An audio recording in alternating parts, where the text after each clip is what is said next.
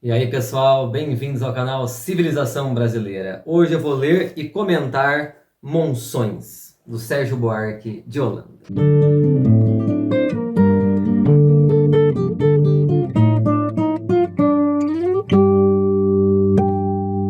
Bom, pessoal, como eu já falei em outro vídeo, o intuito desse quadro é facilitar o contato de quem está assistindo com essas obras que são clássicos do nosso pensamento. São clássicos aí da intelectualidade brasileira. Eu acho que melhor do que ficar fazendo resenhas é ir direto ao texto, ler e fazer um breve comentário depois. Em outro vídeo eu comentei um pedaço da introdução do Povo Brasileiro, do Darcy Ribeiro. E nesse, então, a gente vai para o Monções. Fiz também já uma resenha sobre o Monções, que deve ser até então o vídeo mais recente do canal. Nesse vídeo, pessoal, eu vou ler um pedaço do primeiro capítulo do Monções. O capítulo se chama Os Caminhos do Sertão, tá? Nessa versão aqui da editora Alfa Ômega, segunda edição, tá? Não vou ler o capítulo inteiro, por mais que ele seja curtinho, de 4 páginas apenas. Vou pular um parágrafo ou outro, tá? Mas mantendo aí a essência do capítulo. Nessa edição, inicia-se na página 19. Ele começa falando da colonização portuguesa no Brasil como um todo, e em seguida joga o seu olhar aqui sobre São Paulo. Vencida, porém, a escabrosidade da Serra do Mar, sobretudo na região de Piratininga, a paisagem colonial já toma um colorido diferente. Não existe aqui a coesão externa, o equilíbrio aparente, embora muitas vezes fictício, dos núcleos formados no litoral nordestino, nas terras do Massapê Gordo, onde a riqueza agrária pode exprimir-se na sólida habitação do senhor de engenho. A sociedade, constituída no planalto da capitania de Martim Afonso, mantém-se por longo tempo ainda numa situação de instabilidade ou de imaturidade, que deixa margem ao maior intercurso dos adventícios com a população nativa. Sua vocação estaria no caminho, que convida ao movimento, não na grande propriedade rural, que cria indivíduos sedentários. É verdade que essas diferenças têm caráter relativo e que delas não é lícito tirar nenhuma conclusão muito perentória. A mobilidade dos paulistas estava condicionada, em grande parte, a certa insuficiência do meio em que viviam. Insuficiência para nutrir os mesmos ideais de vida estável que nas terras da Marinha puderam realizar-se, ao primeiro contato intereuropeu e o Novo Mundo. Distanciados dos centros de consumo, incapacitados por isso de importar em apreciável escala os negros africanos, eles deverão contentar-se com o braço indígena, os negros da terra. Para obtê-lo, é que são forçados a correr sertões inóspitos e ignorados.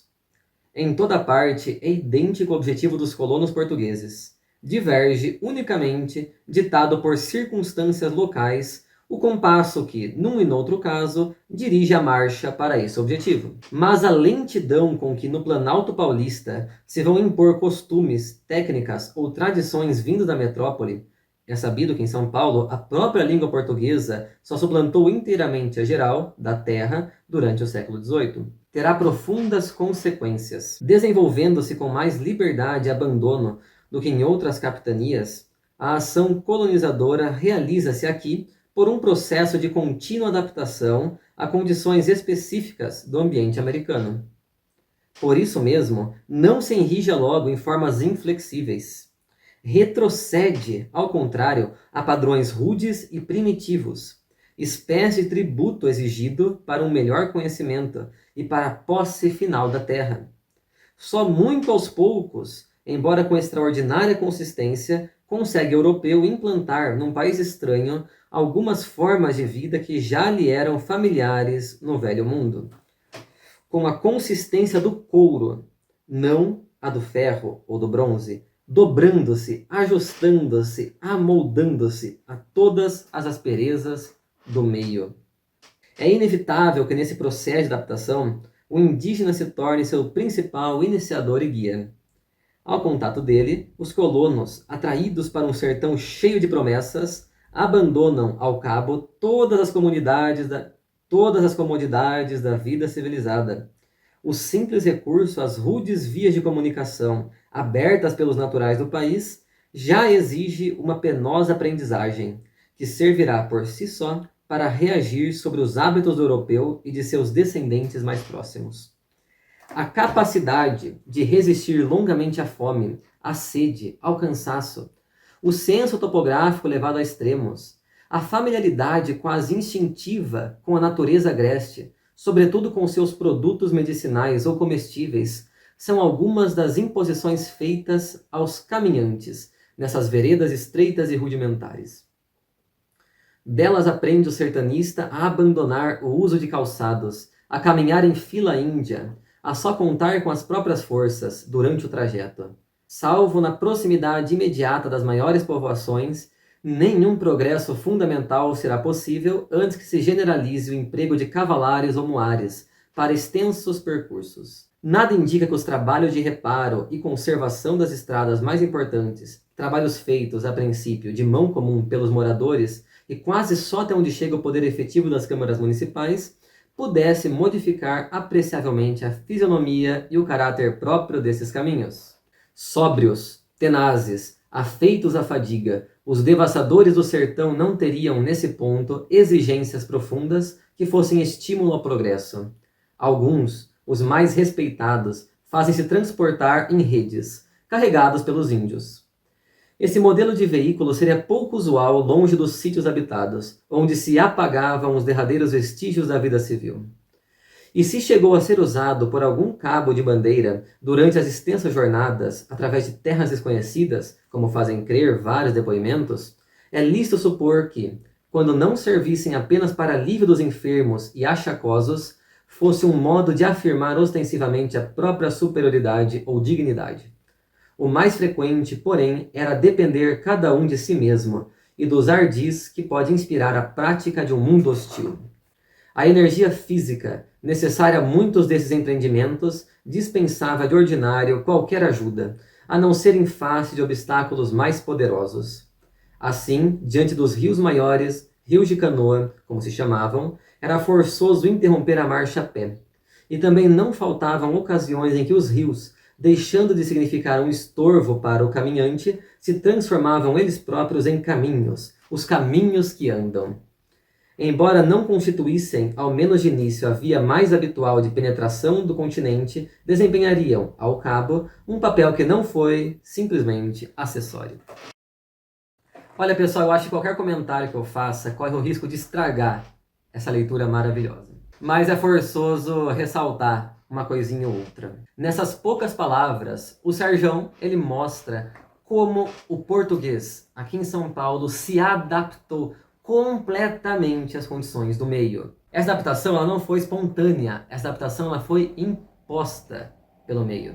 Mas a adaptabilidade dos portugueses nesse contexto ela é surpreendente. O contexto de São Paulo, nos séculos XVI e XVII, é completamente distinto do nordestino. Lá no Nordeste vai se envolver outro tipo de sociedade, muito mais opulenta, a sociedade da cana-de-açúcar. Agora, aqui, como o Sérgio Buarque falou, os portugueses vão ter que retroceder. Retroceder a padrões rudes e primitivos. E não só os portugueses, como a sua descendência. Grande parte da qual, ou melhor, cuja maioria era de mamelucos. Ou seja, mestiços, do branco português com as índias. Essa mestiçagem vai ser ampla e geral aqui em São Paulo. A imensa maioria da população paulista vai ser de mamelucos, que, como o Sérgio Buarque gosta sempre de ressaltar, vão falar a língua tupi até o século XVIII. Tem documentos, inclusive, de clérigos que pedem à coroa portuguesa que envie padres que saibam falar tupi, porque simplesmente falar português não estava adiantando de nada. E vejam, acho que de tudo isso que eu li, a parte mais importante é nesse momento em que ele fala de como o europeu vai se impor nesse meio e implantar essas formas de vida que eram familiares em Portugal. Mas como que vai ser essa implantação? Com a consistência do couro. Olha só que fantástico! Olha só que fantástico, pessoal! Consistência do couro, dobrando-se, ajustando-se, amoldando-se a todas as asperezas do meio. O português é o dominador. Aqui não se formou uma sociedade completamente horizontalizada, não. Mas esse dominador ele teve que se adaptar. O couro, por isso que estou com jaqueta de couro aqui, ele é rígido. Ele é rígido, mas ele se amolda, né? Então é com essa consistência que os portugueses vão criar essa sociedade paulista, essa civilização paulista, vamos dizer assim, né? Sem querer abusar aqui do termo civilização. O que é muito diferente da consistência do ferro e do bronze, como ele fala aqui. E aqui eu acho importante, pessoal, comentar o seguinte, né? Se não ficou claro ainda nessa leitura. Como a maioria do povo paulista era composta de mamelucos, ou seja, filhos de português com índios tupi, muito daquilo que vão ser as instituições e o modo de vista paulista, sobretudo no começo, no século XVI, século XVII, é uma continuidade em relação aos indígenas, e não em relação aos portugueses. Isso tem que ser dito. Muitas das instituições, a mentalidade dos indígenas tupis foi preservada e ela sim foi se adaptando a novos contextos. Isso daí, pessoal, fica abundantemente comprovado em 2 livros que eu recomendo aqui para vocês.